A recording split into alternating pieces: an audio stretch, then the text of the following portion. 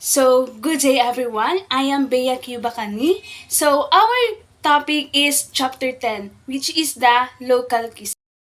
So, let's talk about the Filipino cuisine culture. Kain tayo, meaning let's eat, is a common phrase you will hear time and again during your stay in the Philippines. So, di ba tayong mga Pilipino is lagi tayo nag-aalok ng mga pagkain, lalo na pag kumakain tayo, tapos nadatingan tayo ng ibang tao, is inaalok natin sila and sinasabi natin yung kain tayo. Kahit na dito sa classroom natin, sa mga classroom natin sa schools, di ba? Pag kumakain tayo ng mga snacks natin or lunch natin, is inaalok natin yung mga iba nating mga kaklase. Kasi nga yun yung pagpapakita ng pagiging hospitality ng isang Filipino. And it is a quiet that accurate saying as it is true representation of two important factors of the Filipino culture, the hospitality and their shared love for food. So, di ba? Yun yung dalawang factors, yung pagpapakita ng hospitality ng pagiging Pilipino and then yung pagiging pagbibigay or pag-share nila ng food sa ibang tao. Yun po yung pinapakita. And the term snack is simply an excuse in reality. These two additional meal are just feeling as any her meal during the day. So, di ba, nagkakaroon tayo ng 2 snacks or minsan pa nga 3 kasi nga dinadagdag natin yung snacks natin ng gabi. Pero dito sa atin is 2 lang yung nagiging natin. Pero sa ibang tao is nagkakaroon ng 3. So, for example, kumain tayo ng alas 6 or alas 7 ng umaga ng snacks. Ay, ng breakfast. And then, nag-snacks tayo mga 9 or 10. And then, magla-lunch tayo ng 12 or 11. And then, mag-snacks ulit tayo ng alas 3 or alas 4. And then, kakain tayo ng gabihan or 6 or mga 7 na tayo. Yun po yung kinagawian ng isang Pilipino or naninirahan dito sa Pilipinas. Yun po yung mga ginagawa nila. And next slide naman po is must have a Filipino cuisine. Eaten at every festival, lechon is a fully roasted suckling pig, completely with juicy meat and a crunchy flavor skin. Di ba laging yun yung pambansang kinakain lalo na sa mga birthdayhan, sa mga fiesta, or sa mga basta may okasyon tayo is hindi lagi nawawala ang lechon. Kasi nga yung lechon is napaka-crispy and napakasarap nito pag kinain. And then mamaya is mas lalo ko pong i-discuss yung about sa mga food na meron tayo dito sa Pilipinas or dito sa yung mga Filipino cuisine po natin. And then adobo is widely a common in household is practically the unofficial national food of the Philippines. And then primarily associated with tamarind, which is the sinigang, is a sour stew usually filled with pork as the primary meat and tossed in with a variety of veggies. So, di ba maraming sinasahog na mga veggies sa ating sinigang and making it a very versatile dish. Next, must have a Filipino cuisine, which is the kare-kare, a thick stew generally made from oxtail and vegetable, served as alongside a delicious sauce made from ground toasted rice and crunched peanuts. So, di ba yung ating kare-kare is maraming hinahalo doon na mga vegetables. And lalo na mas masarap yun pag ang nilalagay nating mga karne is baboy. Lalo na yung mga balat ng baboy, di ba? Mas masarap yun and mas nagiging crunchy. Mas nagiging crunchy kasi nga pag yung isasahog doon is pinirito pa. And then hindi nawawala yung alamang, which is yun yung nagdadagdag sa pagpapasarap ng kare-kare. And fried lumpia, a Chinese-influenced Philippine version of egg rolls, are deep-fried rolls filled with mice, meat, and vegetable. Finally, those of you with a sweet tooth must try cassava cake. Next, we have the street food culture. Being in the Philippines and not trying a tusok-tusok is almost a crime. Diba? Ito ang pinakasikat na pagkain dito sa Pilipinas, which is yung tusok-tusok. And halos lahat dito sa Pilipinas is nagiging favorite na po nila yung pagkain ng tusok-tusok, lalo na po pag mga uwian na po ng mga hapon. Kasi nga po doon po nagtitinda yung mga vendor po ng mga tusok-tusok. And it is an integral part of Filipino cuisine. Translated as puk, it is a broad category of deep-fried street food cooked through with a skewer and deep in a sauce. So, napakasarap po ng street foods, lalo na po pag may mga sauce po tayo, and then po yung street foods na kakainin natin is isasawsaw po natin doon po sa sauce na ginawa or nakalaan po doon sa kakainin nating street foods. And includes fish balls, squid balls, deep-fried grounds, fish, squid meat, kwek-kwek, quarrel eggs, coated in a orange butter. Yun po yung kwek-kwek, yung itlog po ng pugo or itlog po ng manok or mga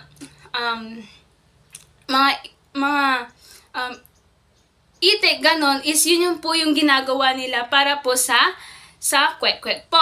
And binabalutan po nila yun ng yung orange po na tini po nila sa harina or arena.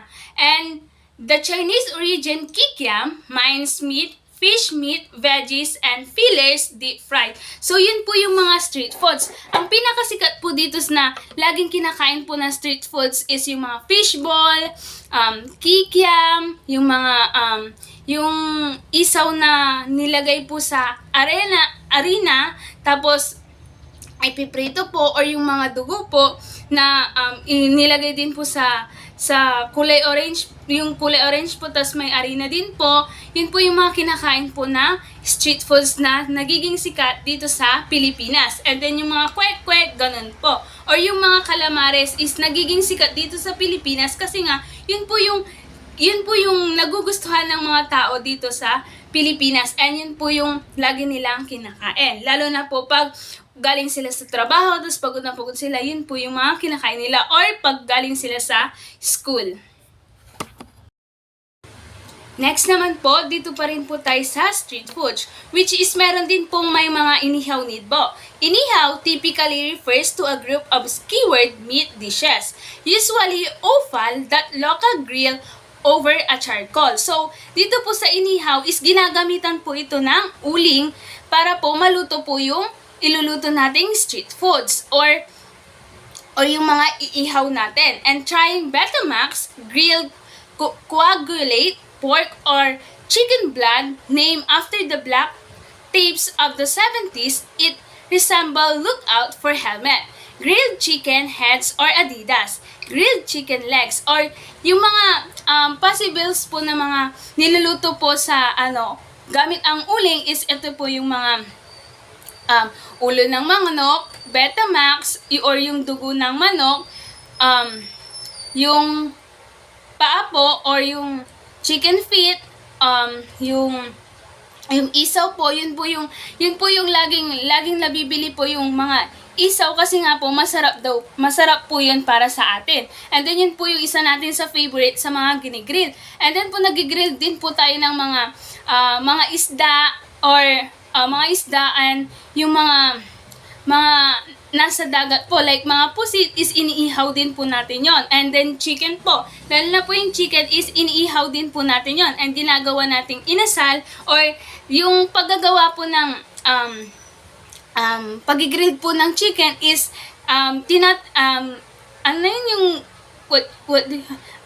nilalagay po sa minamarinate po muna siya bago natin iihaw para po magkalasa po yung manok na yon. And then yung mga blood, ganun po, is inaadobo po muna para pag ginrill natin yon is mas luto na po siya and mas masarap pong kainin. And then po dun po kasi pag mas niluluto muna siya bago siya i-grill is nagkakaroon na po siya ng lasa, tapos pag inihaw mo po siya is mas lalo pa po siyang sasarap. So marami pong mga niluluto po na inihaw gamit ang mga uling na ginagamit po natin. So inihaw meaning grilled. Yun po yung meaning ng inihaw. Grilled chicken and pork skewers Filipino street food if you're looking to sample authentic Filipino cuisine. The street food is unmissable. Inihaw grilled meat skewer from pork to chicken make for popular street food dishes. Yun nga po yung sinabi ko about po sa chicken. And then po pwede rin po yung baboy. Di ba po? Iniihaw din po natin yon. And then, minamarinate po muna natin bago natin ihawin para po mas manood pa po yung lasa para pag kinain natin is may lasa po. Yun po yung sinasabi po ng pag-grilled natin. So, a bite into history. Colonial and historical influence. Throughout its history, the Philippines was a junction for the exchange of culture and several countries. Filipino cuisine bears several influence, namely from Spain, India, China, and the Malay Peninsula. Puto, a Filipino dessert traced back to South India, breakfast dish puto. So, di ba po, yung pagkain po natin ng puto is dinadagdag po natin ito lalo na sa ating breakfast or mayroon po tayong puto and then po lugaw para po mas maging masarap po yung pagkain natin ng breakfast. It is prepared in a similar fashions with common ingredients. People from Indo-Malay use the southern region of the Philippines as point of entry. The spices, coconut milk, stew are proof of an Indo-Malay influence. The use of noodles and the stir-frying technique are all thanks to the Chinese. And the Spanish, during their 300 years ruling the archipelago, introduced a number of dishes. And the use of ingredients like sayote, avocado, and papaya. So, banana ketchup is lagi po natin itong hinahanap. Lalo na po sa mga pagkain natin, lalo na po sa almusal. Pag may mga tuyo po tayong mga pinrito pong mga isda or ganun po is lagi nating hinahanap ang banana ketchup para po pagsawsawan po natin ito.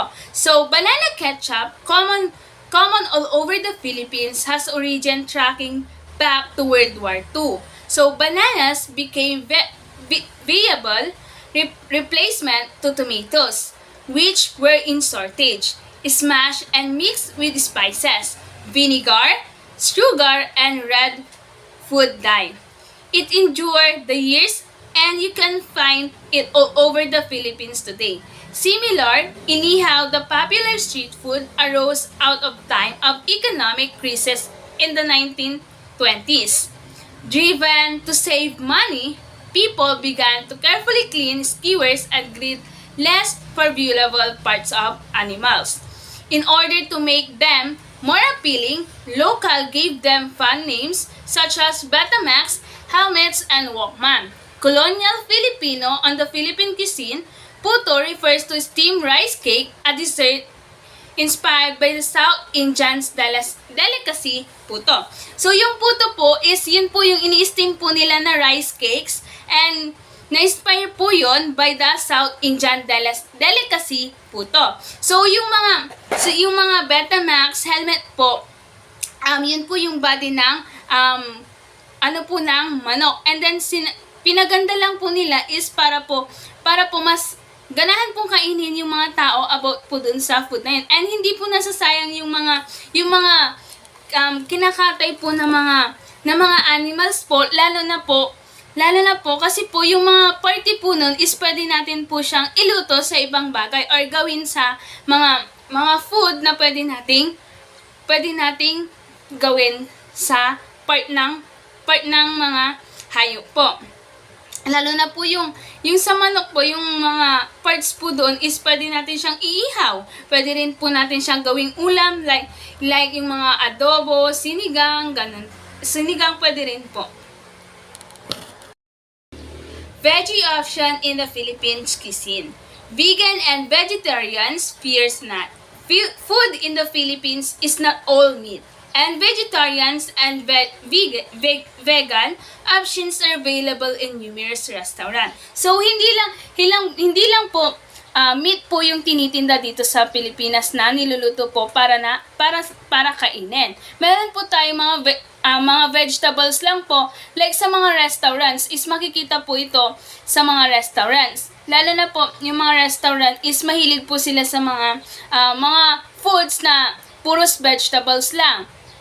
And kung ano-ano po yung pinaghahalo nila, and then masarap naman din po yun kasi nga po nilalagyan din po nila ng mga ingredients. And yung mga meat po is pwede po yun sa mga taong hindi po mahilig sa mga gulay. And then yung mga hindi naman po mahilig po sa mga gulay is pwede naman din po silang hindi kainin, lalo na po yung may mga ayaw. So yun po.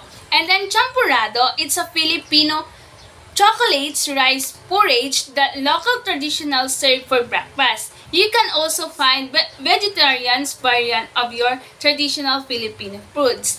So yung champurrado po is ito po yung para po siyang lugaw pero po chocolate po siya.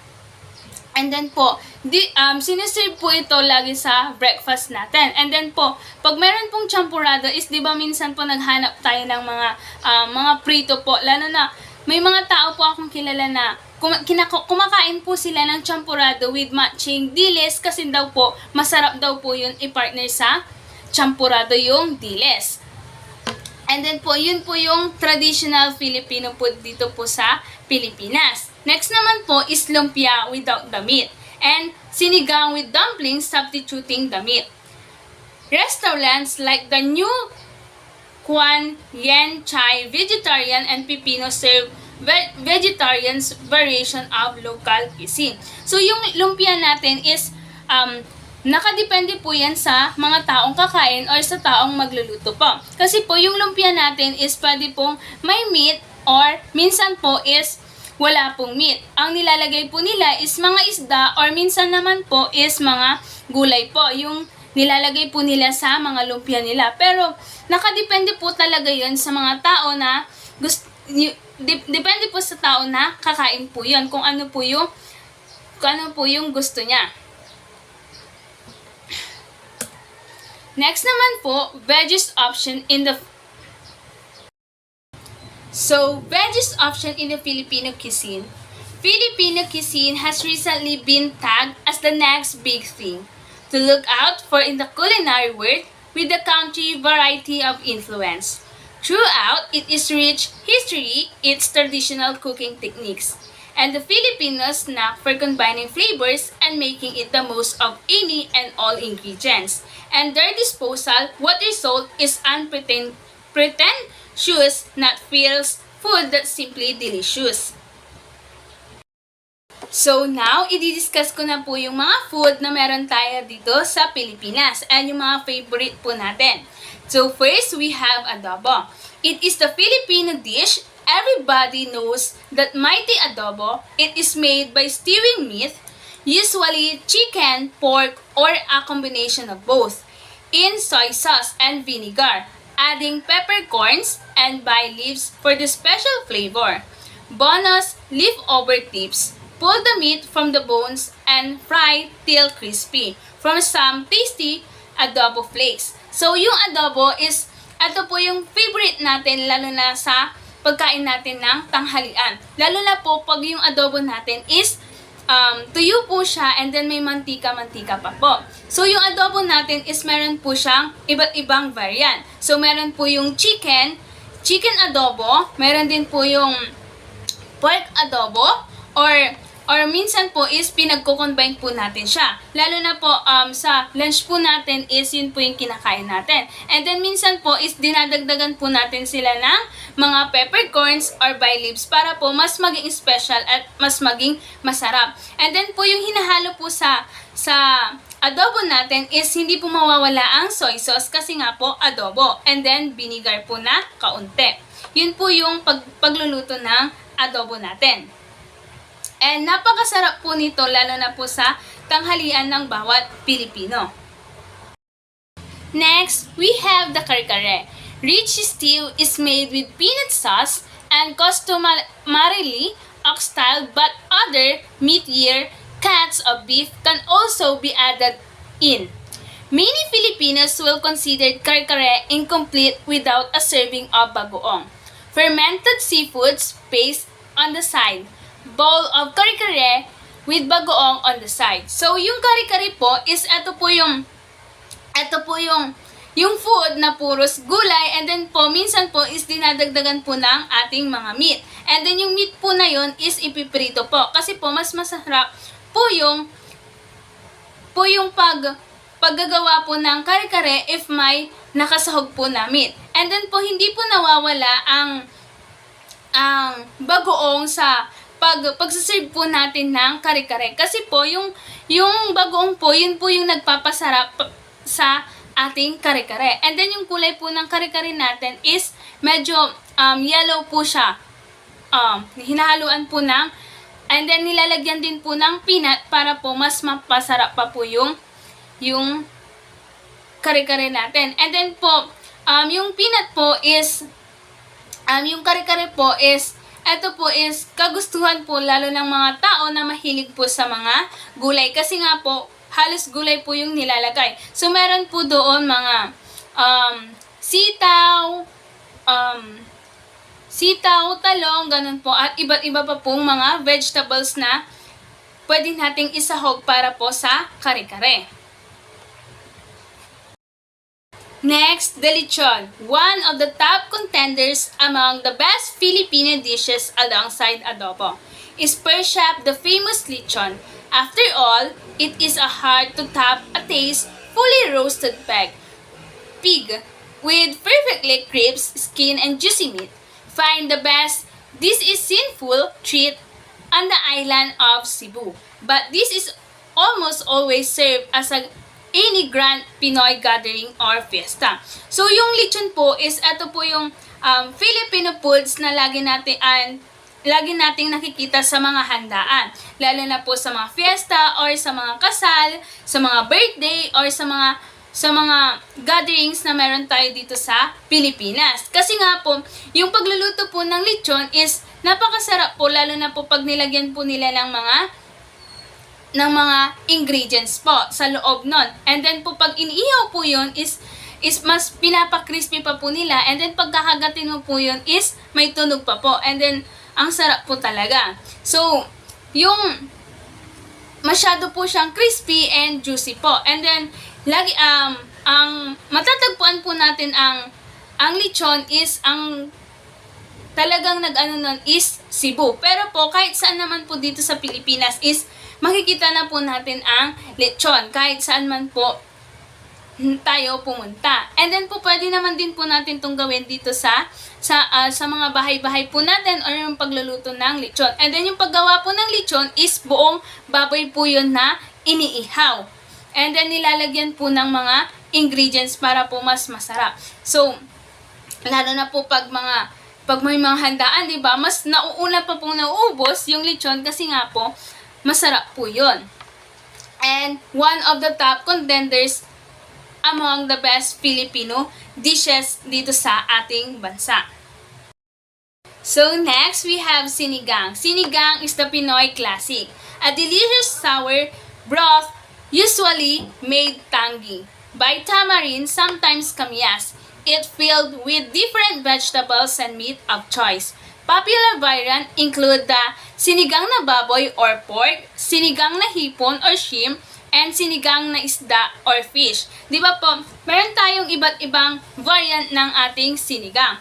And then po, yung sinigang po is niluluto po natin ito lalo na po pag mayroon pong lalo na po pag malamig o umuulan. Kasi po nga po, mas masarap higupin po yung sabaw po nun. Kasi nga po, maasim po siya. And then po, yung sinigang po is nilalagyan din po siya ng gulay. Depende po yun sa taong magluluto or sa taong kakain po nun. And then, mas masarap po yung pagluluto ng sinigang natin if yung mga karne po is piniprito muna bago po ihalo sa sinigang natin. And then, hindi po nawawala ang pagluluto po sa sinigang kung wala po tayong tamarin or mga kamyas. Or minsan po, pag wala po talaga yung kamyas or tamarin is mangga po yung pinangpapaasim natin dun sa ating sinigang. So next is crispy pata. If you can get your hand on the entire lechon, a scrumptious crispy pata is an equal sinful alternative. It's a dish that takes the entire piglet and deep fries it to perfections. Serve a soy sauce vinegar dipping sauce on the side with some chopped up garlic and chili, and you are on the road to your next favorite guilty pleasure. So yung crispy pata is nakikita po natin ito lalo na din po pag may mga birthday po. And then masarap po ito pag sa mga pulutan po nila. And then minsan po yung crispy pata is nakikita po din natin ito sa mga pag may Christmas or bagong taon. Kasi nga po is hinahanda din po natin ito. Yung crispy pata po is para lang din po siyang lechon. Pero po, yung crispy pata is piniprito po. And then po, yung crispy pata is yun po yung legs or kamay ng baboy. Hinihiwa po yun, and then po, ilalaga po, and then po pag medyo malambot na po is ipiprito na po yun. And then pag naprito na po yun is hindi po nawawala syempre yung sausawan niya, which is yung sausawan niya is soy sauce na may sibuyas and then sili. Or minsan po dinadagdagan po nila yung soy sauce ng calamansi or vinegar para po mas masarap. And then po siniserve po yun. And then lalo na po sa mga matatanda is hindi po pwede to kasi nga po is masyado po siyang pwede po silang makakuha ng sakit na high blood or pwede po silang ma-high blood. Next is sisig. Serve sizzling on a hot stone plate. Sisig is a favorite pulutan, beer chow, among Filipinos. The meat is primarily chopped up parts of the pig face in the Philippines. No cut of the animals goes to waste. Some recipes use either mayonnaise or raw egg to be mixed in while hot to give it a creamier textures, but the classic way is to incorporate pig brain into the dish. So yung sisig po is meron po tayong two variant, which is the pork sisig and the bangus sisig.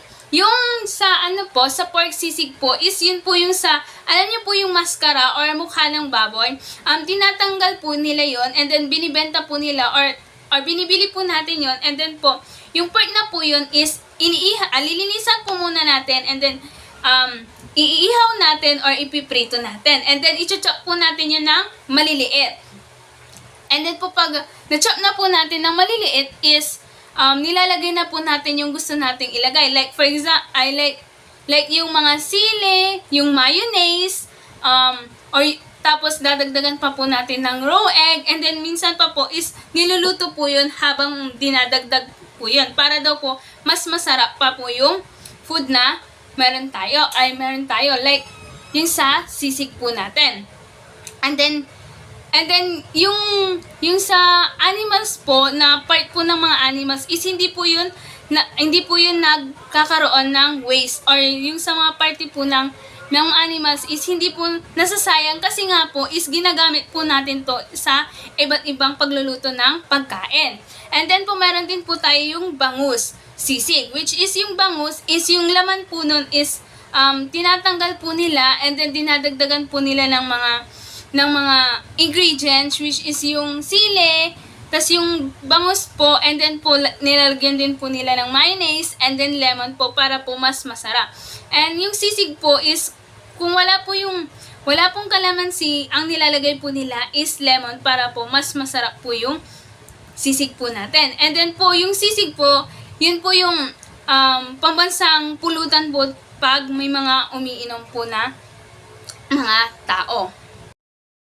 Last, we have the pancit guisado, one of the more popular food dishes among foreigners with Filipino friends, due to its customary presence in the Filipinos parties.